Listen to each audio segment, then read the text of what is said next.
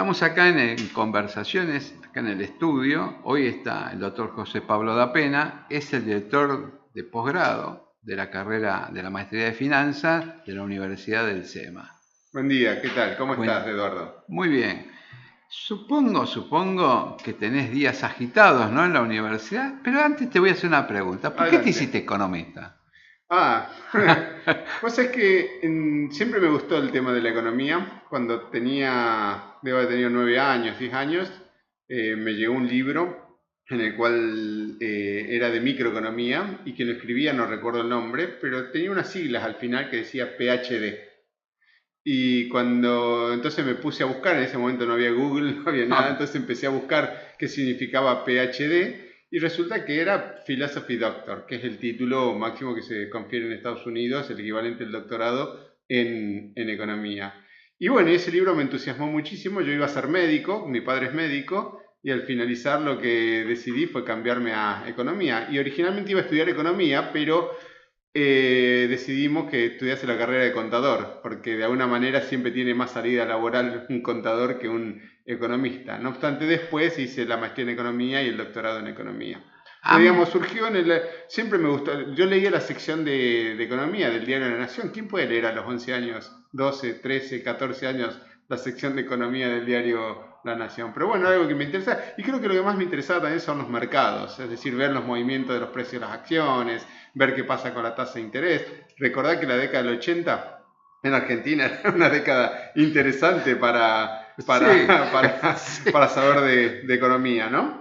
Bueno, pero había que saber correr bastante y también te haces deportes, ¿no? Ah, sí, sí, sí, eso lo he hecho desde siempre, he jugado diferentes deportes y ahora lo hago como un tema recreacional, en el sentido de que, bueno, te permite, y algo de eso hablábamos antes de esta entrevista, te permite estar atento, te permite estar activo, te protege, te eleva el nivel de defensas, te protege contra las gripes, te protege contra las alergias. Entonces es algo bueno que a mí particularmente me gusta estar activo, me gusta estar en movimiento y aprovecho el deporte para poder canalizar ese entusiasmo. Y muchas veces también me han surgido muchas ideas de papers, de trabajos de investigación mientras estás corriendo, así como hay una gente que medita. Sí. Creo que vos meditas, ¿no? ¿O no? Yo hago bastante meditación. Haces Sí, sí, meditaciones. sigo todo un curso. Exactamente, yo también medito mientras corro, es decir, Sí. uno no lo hace por tiempo ni acelerado, sino que empezás a correr y quizás a los 15, 20 minutos ya estás en un estado en el cual empiezan a fluir las ideas, empezás a conectar puntos, se te empiezan a ocurrir variantes o soluciones o perspectivas diferentes para problemas que se te presentan. Entonces es una forma de meditar. Algunos meditan a la mañana o en cualquier momento con un espacio así tranquilo, yo medito mientras corro. Claro, y cuando estás dando clases, como que estás meditando o las ideas fluyen, y si tenés que No, darla... son tantos años de dar clase que ya es como que uno tiene el programa armado. Mira, para mí dar clase es como estar en un programa de televisión. Cuando vos estás en un programa de televisión tenés un conductor y tenés una producción previa. Y la idea Sí, es que la producción previa, bueno, vos lo sé, vos manejás programas de radio, has manejado sí. medios, o sea que sos una persona que conoce lo que significa el trabajo de la producción. Un conductor no llega a un programa de televisión o un programa de radio de alguna manera innovar o sin un plan preparado. Con las clases sucede exactamente lo mismo. Tenés que preparar una clase y después estás 2 horas y media en el aire y tenés que tratar de capturar la atención de los alumnos, de la misma manera que un conductor de televisión o de radio tiene que intentar capturar la atención de los que lo están escuchando o de los que lo están viendo. Entonces, pero después de tantos años ya tenés un poco la rutina armada, sabés qué cosas funcionan, qué cosas no funcionan. Y eso a su vez también tiene un riesgo, porque después de tantos años lo que te sucede es que no actualizás los ejemplos. Entonces de repente te encontrás hablando de un ejemplo de 1999, 2000, y no te das cuenta y pasaron 18, 19 años. Es decir, son cosas que de alguna manera...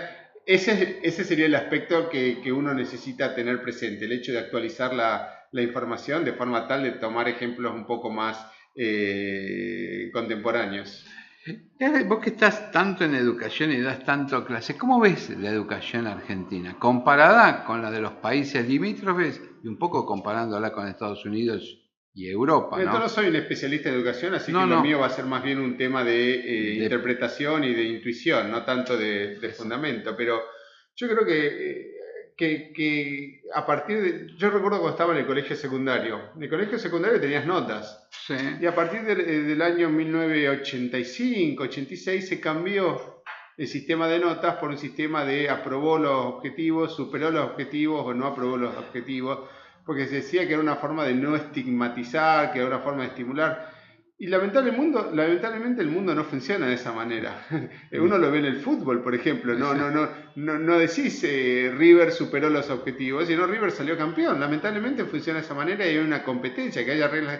Y con esto sucede lo mismo, es decir, con la idea de no estigmatizar, con la idea de promover, que está muy bien, pero es igual a para abajo. Entonces la pregunta es qué incentivo, qué mérito recibe quien hace un esfuerzo significativo por... Y el sistema de notas era un sistema muy, muy apropiado, que de hecho también es un sistema que se aplica en el resto del mundo. Entonces cuando vos intentás hacer algo diferente, la pregunta es ¿por qué hacer algo diferente de algo que ya funciona? Y después evaluarlo a la luz de sus resultados.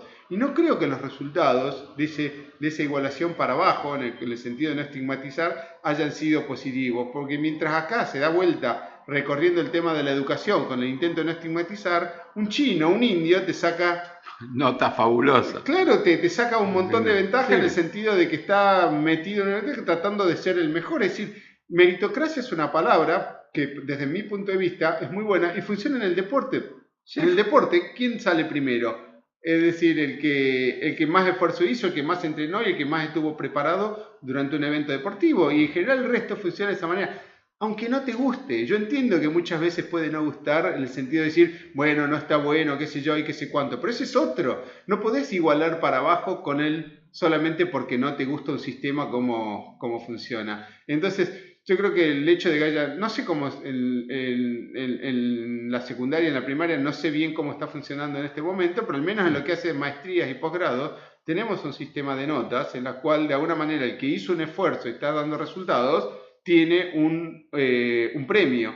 Es decir, en general el mundo funciona con premios y castigos. Los premios generan incentivos, los castigos de alguna manera generan... Que también no tiene que ser visto el castigo como un aspecto punitivo, sino como una... Es decir, el que no se equivoca no aprende. Entonces vos tenés que permitir la equivocación. Y viste, a veces Argentina te da la sensación de que al que se equivoca lo matás, lo reventás, ¿no? Entonces no funciona de esa manera. Tenés que permitir la equivocación como una manera de aprender. Es decir, alguien hace algo y no le sale hasta que aprende la forma de hacerlo. Bueno, el examen oral en la época que yo cursaba en la universidad era muy bueno, a pesar de que protestábamos mientras éramos alumnos, porque cuando había un momento que vos tenías que pensar, era cuando el profesor creía que ahí había llegado a lo suficiente. Decía, bueno, su nota es 7, claro. Quiere ir por el 10 y vos pensabas y decías, no, mejor me voy con un 7. Claro. Entonces aprendías también que a veces no había que buscar el total de la excelencia, sino... aprobar. Exactamente, a mí me pasa, por ejemplo, dentro de la maestría en finanzas, cuando estamos dando... no todos quieren sacarse 10. De la misma manera que cuando vos haces una competencia deportiva, no todos son atletas de elite que salen primero. No.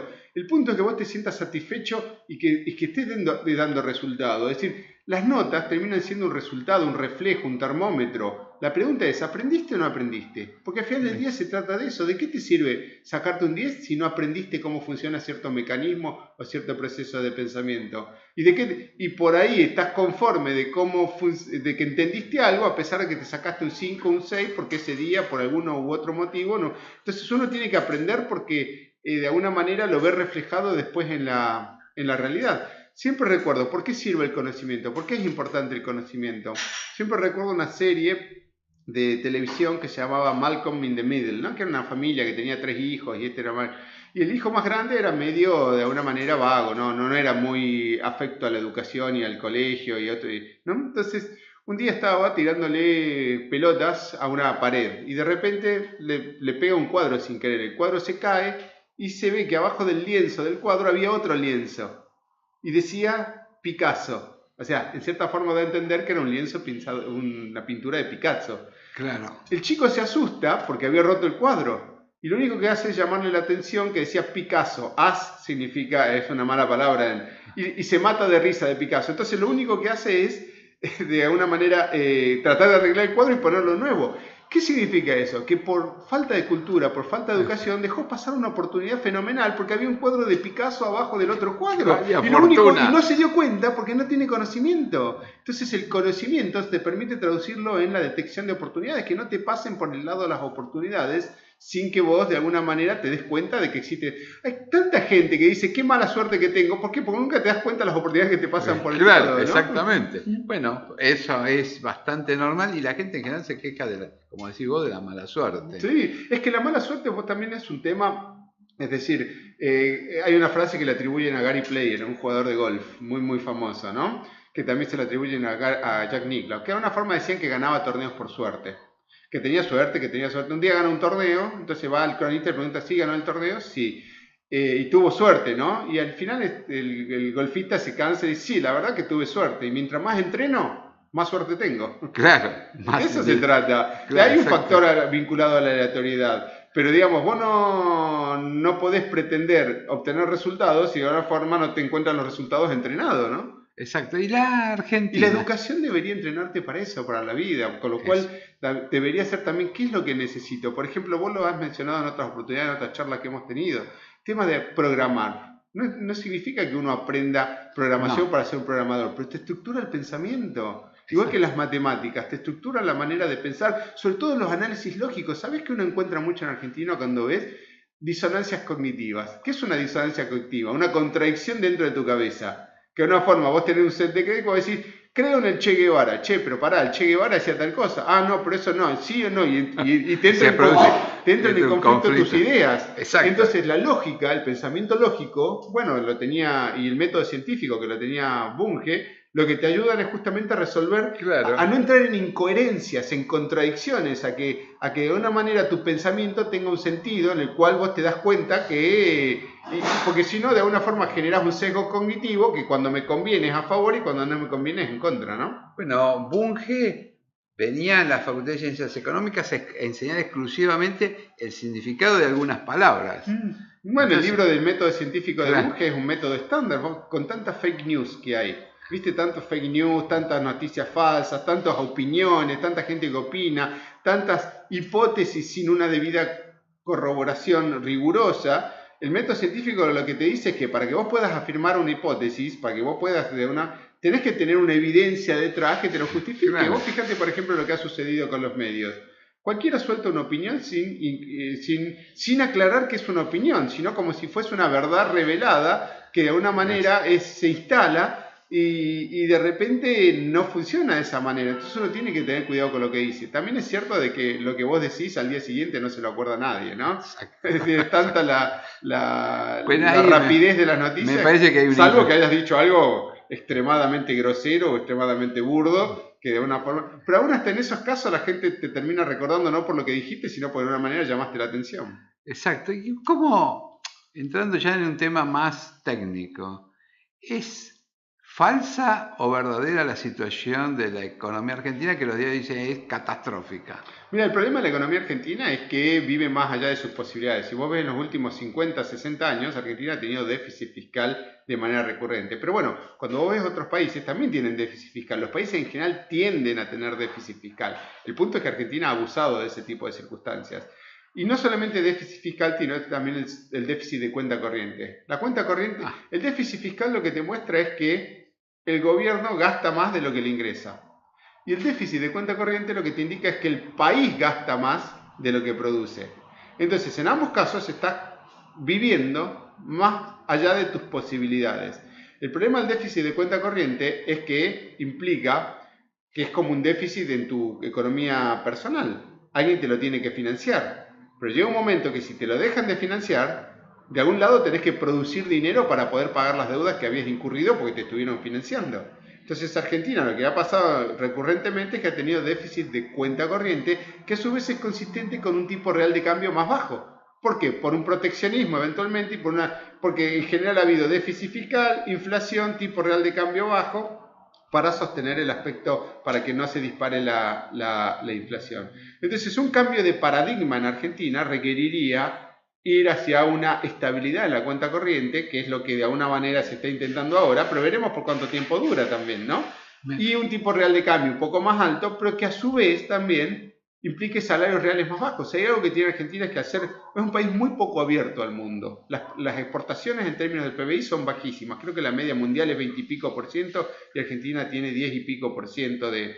Y también el tema de las importaciones. Entonces es un país que no es abierto al mundo. Ese proteccionismo lo que ha generado es salarios reales más altos, que están por encima del nivel de productividad. Eso significa que la gente recibe por su trabajo más de lo que eventualmente produce. No significa que en todos los sectores, hay sectores muy productivos, pero eso es consecuente con vivir por encima de tus posibilidades. Entonces, el objetivo es el cambio que de una manera logres de ir hacia un equilibrio en la cuenta corriente, es decir, que no precises de los dólares externos de que te presten dinero, e ir hacia un equilibrio fiscal también, en el cual el gobierno no tenga que estar recurrentemente yendo a los mercados. Entonces, cuando te ven los inversores internacionales, de alguna forma dicen, este tipo no necesita plata. Claro. Y como no necesita plata, confiamos en él y le prestamos, que hacia eso está yendo Brasil en este momento. Exacto. El gran problema que tiene Brasil, que lo mismo lo tiene Argentina y que no se discute, es el déficit fiscal que está originado principalmente en el aspecto previsional. ¿Quién discute en Argentina el aspecto previsional? No, pues nadie, pero la jubilación no es sostenible en Argentina, con las edades, con la cantidad de gente que no ha aportado y con lo que de alguna manera refleja la inconsistencia temporal que tiene el sistema jubilatorio en Argentina. Y Brasil, bueno, da la impresión de que ahora estamos en noviembre del 2018, con Bolsonaro, al menos va a encarar el tema de la reforma previsional, que no lo pudo encarar Temer, ¿no? Y en Argentina es un tema pendiente, lo que pasa es que apenas intentás tocar ese tema, hay una sensibilidad política muy grande que de alguna forma te lo impide resolver, pero es lo mismo que si vos tuvieses algún tipo de problema en la mano, una infección, y te dice el médico, bueno, hay que cortarla, no me la corte, quiero seguir así. Y el problema se va agravando con el tiempo. Exacto. Bueno, no hay soluciones mágicas. No hay soluciones mágicas. Bolsonaro es cierto y dijo que el primer tema que va a encarar es el tema de la jubilación. Tiene un sistema distinto, ¿no? Brasil tiene muchos partidos políticos dentro del Congreso. Sí, de 37, hecho, por más que 38. El partido de Bolsonaro esté en minoría, no hay ninguno que sea una clara mayoría, ¿no? No, o sea que va a tener que pactar. ¿La economía también se pacta para hacer negocios? Bueno, justamente las transacciones comerciales son un acuerdo de voluntades libres entre partes. Es decir, cuando vos compras un alfajor, nadie te obliga a comprar un alfajor. Y nadie le obliga al vendedor a venderte ese alfajor. De alguna forma refleja el hecho que los dos estamos de acuerdo en realizar una transacción. Justamente ese es el principio del libre comercio, de que nadie está obligado a hacer lo que no quiere. El cuco de la... Ahora, pero también es cierto de que eso podría decir, bueno, yo no estoy obligado a trabajar de albañil. Bueno, pero si no tengo opción... No, sí, hay que trabajar. Exactamente, el punto es también cuáles son... Porque a veces se decide en el absoluto. Yo no quiero trabajar de esto, porque yo me preparé para otra cosa. Bueno, pero... No hay opciones, ¿qué va a hacer? Funciona de esa manera. Uno decide en función del absoluto y en función del relativo. Los mercados, o lo que la gente, la bolsa, suponete que parece el cuco, ¿no? Para la gente. Bueno, es que hay un tema que está vinculado. Mucha gente asocia el mercado de valores o la bolsa de valores que se llama en todo el mundo a una timba, como que es una ruleta. Exacto. Y en realidad es un canal muy productivo de transferencia de ahorro hacia inversión. Es decir, cuando una empresa necesita dinero, suponte una empresa que tiene que invertir 100 para lograr cierto nivel de crecimiento y genera 50 de ganancias. ¿Qué va a hacer? Va a ir a buscar al mercado financiero de bancos o el mercado de capitales, los 50 adicionales. Exacto. Si vos no tenés un mercado de capitales desarrollado, esa empresa no va a obtener los 50 adicionales, con lo cual en lugar de invertir 100 va a tener que invertir 50, que es el dinero que genera endógenamente. Exacto. Con lo cual, ¿qué va a pasar? Va a vender menos, va a tener menos crecimiento, va a contratar menos empleo, va a pagar menos impuestos. Entonces el mercado de capitales es un vehículo muy poderoso y eficiente para canalizar los ahorros hacia las inversiones y para permitir diversificar. Argentina, por ejemplo, ¿en qué diversifica el ciudadano común? Compra inmuebles que según algunos informes están sobrevaluados y que uno los guarda como depósito de valor, pero que en definitiva la renta, es decir, ¿cuál es la renta específica de un inmueble? La renta específica está dada por el alquiler. Si tu alquiler representa un 3.5%, significa que vos estás colocando tu dinero en un bono, entre comillas, que te rinde el 3.5%. Está bien, alguien puede decir, bueno, pero se aprecia el 2%, que es la inflación de Estados Unidos anual. Bueno, 5%. Es decir, 5% antes de impuestos.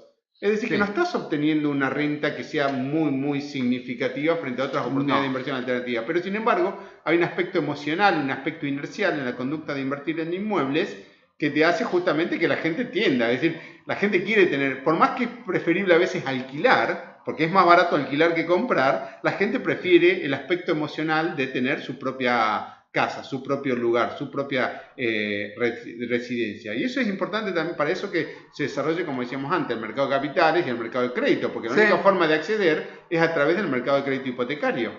Sí, que hoy está bastante restringido. Y bueno, por el tema inflacionario, porque en definitiva el tema inflacionario y el tema de riesgo país te impide poder dar financiamiento a tasas que sean razonables. Un UVA está bien que se cobre, pero un UVA más el 8%, eso. En Estados Unidos te cobran 4% menos 2% de inflación, sería un 2% real. Y acá te están cobrando un 8% real. Son 6 puntos, multiplicarlo por 30 años. Es un montón de dinero lo que estás pagando más por una casa acá en un crédito hipotecario de lo que pagarías eventualmente en Estados Unidos. Eso te termina mostrando de que la conducta del gobierno, la conducta en general macro de la economía, tiene repercusiones en el día a día. Y vos fíjate que el crédito hipotecario es un gran organizador de la vida social. Porque cuando vos te compras una casa, te estableces, te das cierta estabilidad en cuanto al aspecto laboral. Necesitas un trabajo, necesitas establecerte. Entonces, de alguna forma es un organizador social el hecho de contar con crédito hipotecario.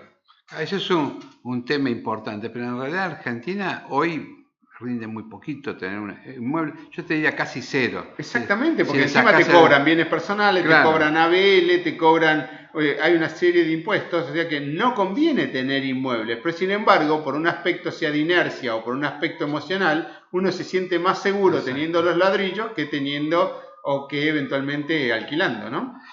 Cuando alguien va y hace una maestría en finanzas, suponte, ¿puede hacerlo viniendo de cualquier carrera, por ejemplo, ingeniería, abogado o contador público? En general, quienes cursan una maestría en finanzas vienen más de las carreras de ciencias económicas o de ingeniería.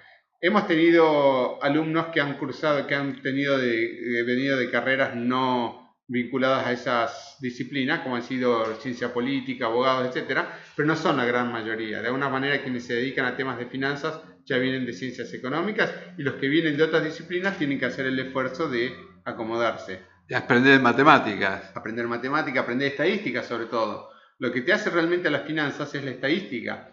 Porque las series. No, y sobre todo la medición del riesgo. Ajá. Porque lo que hace las finanzas es ponerle un precio al riesgo. Ajá. Vos tratás de vender el riesgo caro y comprarlo barato. Esa es la idea. Si no podés dimensionar el riesgo, no podés saber cuánto riesgo estás incurriendo y no podés saber si es barato o es caro. Es lo mismo que vos tengas una verdulería y no tengas una balanza que te pesa las manzanas o las bananas. No sabes si la estás vendiendo cara o barata.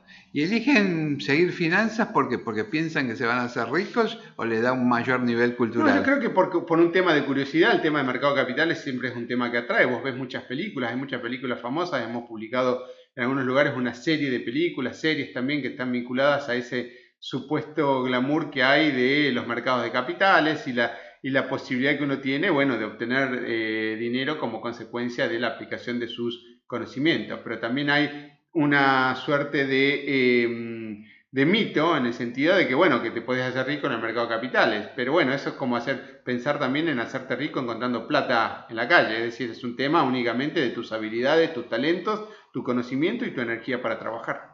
Y si tuvieras que darle algún consejo a alguien que, por ejemplo, preguntan muchos los que el otro día tuvimos un entrevistado en una de las emisoras que es abogado, no sabía, parecía que, no, dice, yo tengo que seguir finanzas.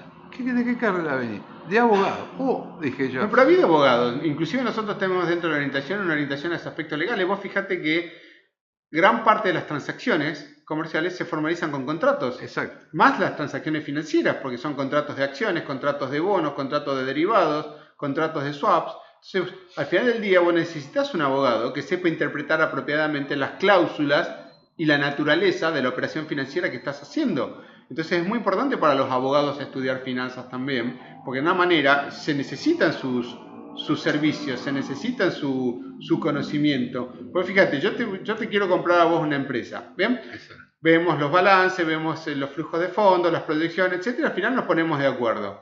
Y bueno, tenemos que escribir un contrato que establezca el precio, un contrato de accionistas, una serie de contratos que reflejan la naturaleza de la operación que queremos hacer. Y para eso vos necesitas abogados que entiendan, porque el punto de los contratos no es para cuando las cosas funcionan bien. Si todo funciona bien, no necesitas contratos.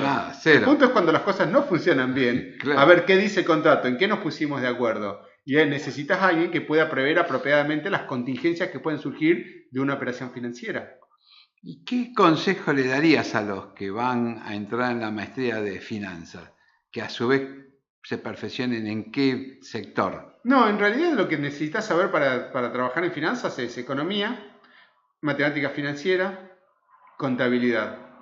Bien, esos son los 3 aspectos básicos que necesitarías saber para maestría en finanzas. Así que el aspecto es mucho más amplio del que vos podés tener, por ejemplo, trabajando en una mesa de dinero como asset manager o trabajando como gerente financiero en una empresa. En realidad, vos utilizás las finanzas en el día a día. Vos, de hecho, bien, o la gente que está en la producción de este programa, hace operaciones financieras todos los días. Sí. Decide comprar una casa, decide invertir en un bono, decide endeudarse con la tarjeta. Entonces, las finanzas trascienden. Por eso en muchos casos se habla también de la necesidad de introducir materias que están vinculadas a educación financiera dentro de la escuela primaria o dentro de la escuela secundaria, porque la gente necesita aprender, y nuestros políticos en especial, sobre la restricción de presupuesto. ¿Qué es la restricción de presupuesto? Que vos no podés gastar de manera indefinida en el tiempo más de lo que producís, que es lo que ha conducido históricamente a Argentina a enfrentar de manera cíclica problemas de crisis, tanto de déficit fiscal como de cuenta corriente.